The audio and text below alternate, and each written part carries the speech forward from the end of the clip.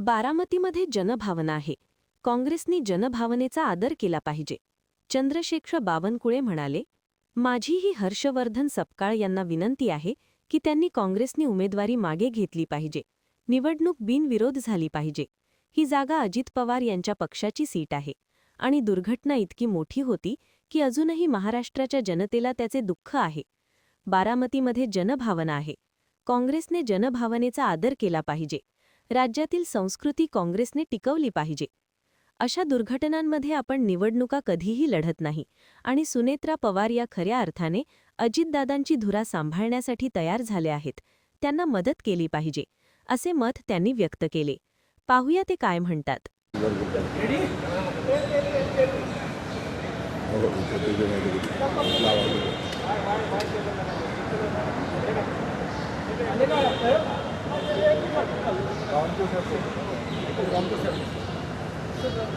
₹200 वाटणी होणार आहे. पूर्वी त्याच्यासाठी 20 ते 25,000 रुपये खर्च यायचा.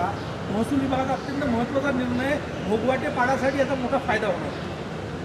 शेतकऱ्यांच्या शेतीची जमीन मोजताना याआधी शेतकऱ्याला आपली जमीन मोजायची असेल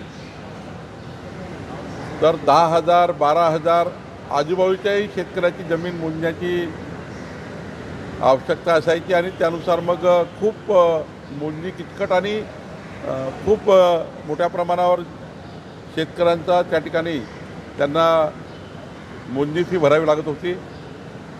पण आपल्या सरकारने आता 200 रुपयामध्ये पोट हिस्सा मोजणी मंजूर केली आहे आणि या 200 रुपयामध्ये जेवढे काही पोट हिस्से असतील, समजा 5 पोट हिस्से आजूबाजूला असतील तर 1,000 रुपयामध्ये संपूर्ण मोजणी या शेतकऱ्याची होईल. त्यामुळं 10,000 12,000 15,000 पर्यंत ज्यांना खर्च लागत होता त्या शेतकऱ्यांना फक्त आता 1,000 रुपयामध्ये 5 पोट हिस्से असेल तर 200 प्रत्येकाचे 1,000 रुपयेच लागतील.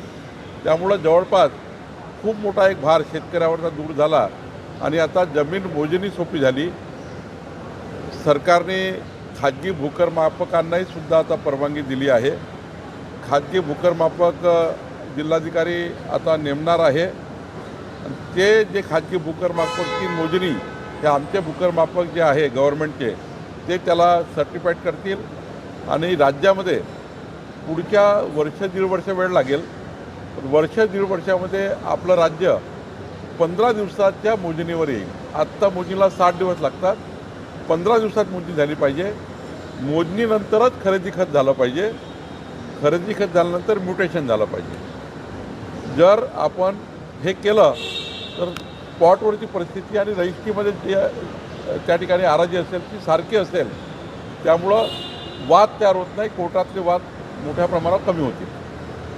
यवतमाळ जिल्हा वन हक्क जागासंदर्भातला यवतमाळ जिल्ह्याचा प्रश्न आहे. महसूल विभागाच्या संबंधित कारेगाव नावाची एक वस्ती आहे आणि त्या ठिकाणी वन हक्क जागाचे लोकांनी अर्ज केले. मात्र ते अर्ज आदिवासी समाजाचे अर्ज असताना महसूल विभागाने त्यांना बिगर आदिवासीच्या निकषात बसवला आणि 3 पिढ्यापूर्वीचे त्यांना पुरावे मागत आहे आणि आदिवासींना बिगर आदिवासीचे निकष लागू करून वन हक्क कायदा पायदळी तुडवला जातो. नाही, असं जर असेल तर मी तातडीनं बैठक घेईल.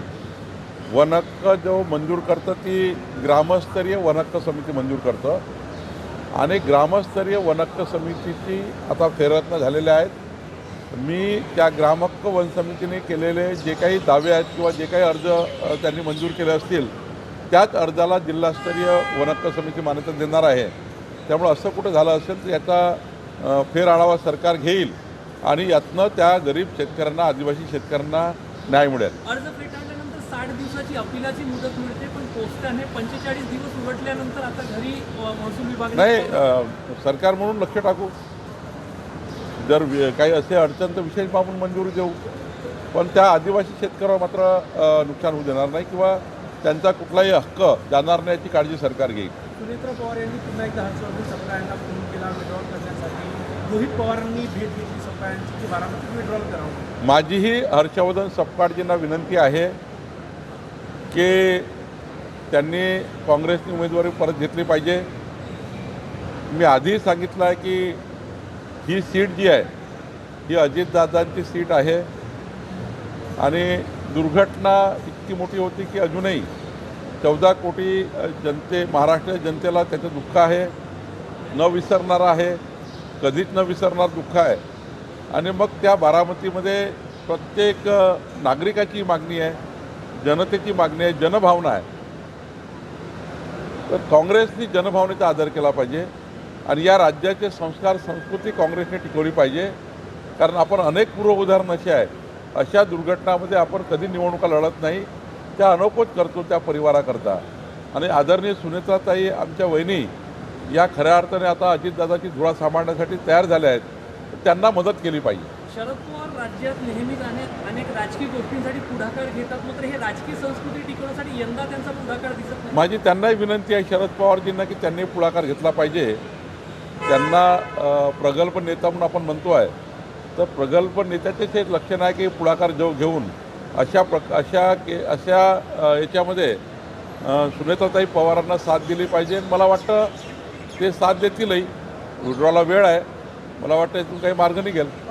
भाजप मोठा भाऊ म्हणून सुनेत्रा पवार यांच्या पाठी उभा राहिला आणि त्यांना निवडून येईल असं शब्द मुख्यमंत्र्यांनी दिलेला आहे. तुमच्यावरही जबाबदारी आहे. देशाचे पंतप्रधान नरेंद्र मोदीजी, आमचे गृहमंत्री अमित शहाजी, राष्ट्रीय अध्यक्ष नवीनजी, आमचे मुख्यमंत्री देवेंद्र फडणवीसजी आणि महाराष्ट्राची भारतीय जनता पार्टी, आमचे अध्यक्ष रवींद्र चव्हाणजी आणि संपूर्ण महाराष्ट्राची 1.5 कोटी सदस्य संख्या असलेली भारतीय जनता पार्टी ही संपूर्णपणे, आणि दुसरीकडे माननीय उपमुख्यमंत्री एकनाथ शिंदेजी आणि संपूर्ण शिवसेना आणि महायुतीचे सर्व घटक हे सुनेत्रा पवारच्या मागे खंबीरपणे उभे आहेत.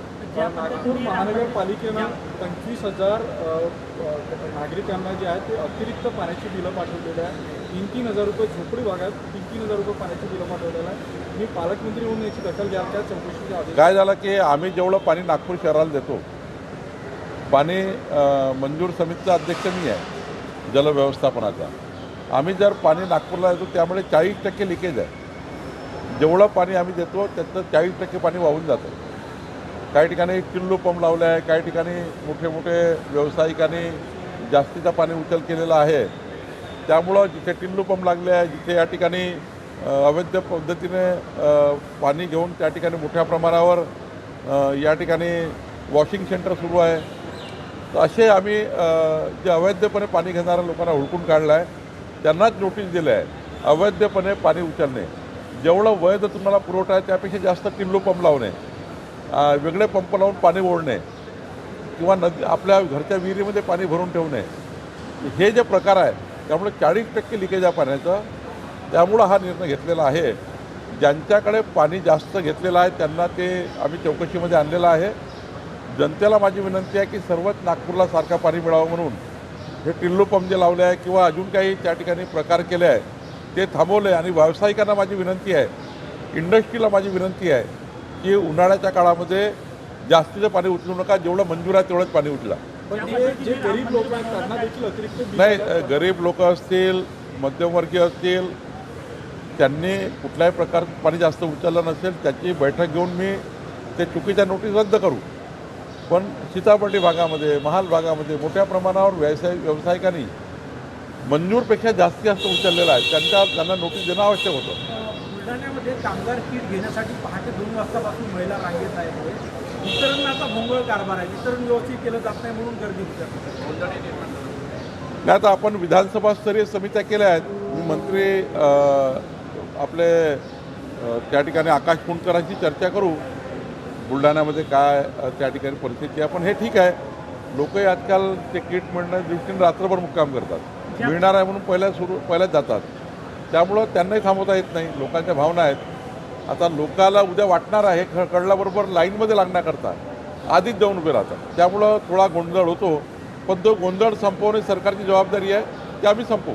गॅस वितरक आणि गॅस कंपन्यांची नागपुरात बैठक घेतली होती, जिथे शॉर्टेज आहे महापुरा किंवा इतर भागामध्ये, तिथे व्यवस्थित वितरण करण्यासाठी आज मी कलेक्टरकडे आहे दुपारी, तेव्हा मी याचा अजून आढावा घेणार आहे. पहिला मी स्ट्रीमलाईन केला होता, आज काही परिस्थिती असेल ती पुन्हा निवडू. आज डीपीडीसी बैठक, तुम्ही काही बैठक बोलवली? डीपीसीची नाही, फक्त कलेक्टर नवीन आहे, त्यामुळं काही चर्चा मी करणार आहे जिल्ह्याच्या. माननीय मुख्यमंत्र्यांच्या 12 तारखेला बैठकी आहेत, त्यापूर्वी काही चर्चा आम्ही करणार आहोत. माननीय मुख्यमंत्री नागपूर आणि जिल्ह्याच्या विषयावर 12 तारखेला बैठक घेणार आहे. एक मोठा अजेंडा आहे मुख्यमंत्र्यांच्या बैठकीचा आणि माननीय नितीन गडकरी साहेबांनी जी बैठक घेतली आता त्यामध्ये 22 मुद्द्यावर चर्चा झाली होती. त्या मुद्द्याचा आढावा घ्यायचा आहे. त्यामुळं तसंही माझ्या योजना आहे आज.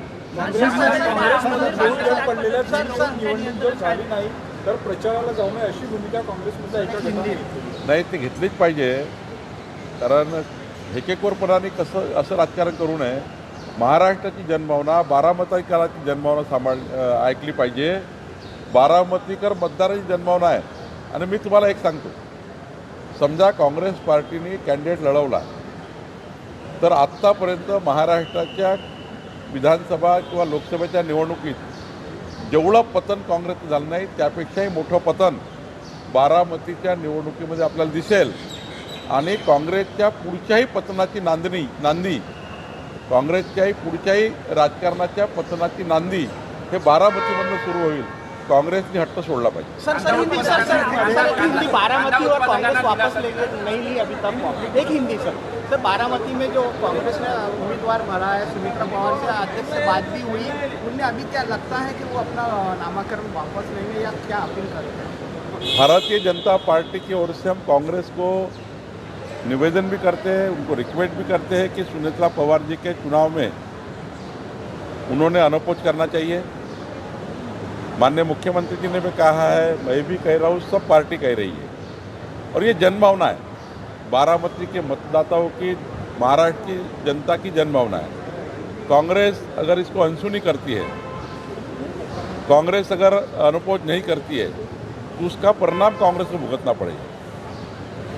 हमारी ये विनती है उनको कि वापस कर दे. और उसके बाद भी उन्होंने नहीं किया तो मैं आपको दावे के साथ कह सकता हूँ कि महाराष्ट्र की जनता बहुत सेंसिटिव है.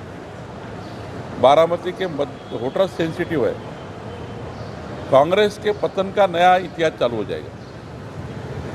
कांग्रेस पार्टी बारामती में तो साफी हो जाएगी, लेकिन महाराष्ट्र के भी आगे के चुनाव में कांग्रेस पार्टी का पतन का शुरुआत बारामती से होगी. जो बची बुची कांग्रेस है वो भी महाराष्ट्र में कम हो जाएगी. आज दोन राज्यों में चुनाव मतदान हो रहे हैं. कॉर्पोरेट जिहाचं प्रकरण समोर आलेलं आहे. कंपनीमध्ये धर्मांतराचाही प्रकरण समोर आलेलं आहे. 3 ते 4 लोकांना अटकही केली आहे. नाही जरा मल्टीनॅशनल नाही म्हणून ते जरा तपासून घेतो, कारण आता मी विमानामध्ये होतो, रात्री उशिरा आलो, त्यामुळे मला असं वाटतं की त्याला तपासल्यावर बोलू. सर 2 राज्यों में आज मतदान होने वाला है. पश्चिम बंगाल और केरल में मतदान. केरल, असम. केरल और आसाम में और पश्चिम बंगाल में. केरल और आसाम में जो मतदान हो रहा, यहाँ पर भारतीय जनता पार्टी की जीत बड़ी होगी. पिछले चुनाव से बढ़कर हम उभर कर आएंगे और इस चुनाव में देश की जनता को प्रधानमंत्री मोदी जी का नेतृत्व ये आपको फिर उभर के दिखेगा, इतना मुझे विश्वास है.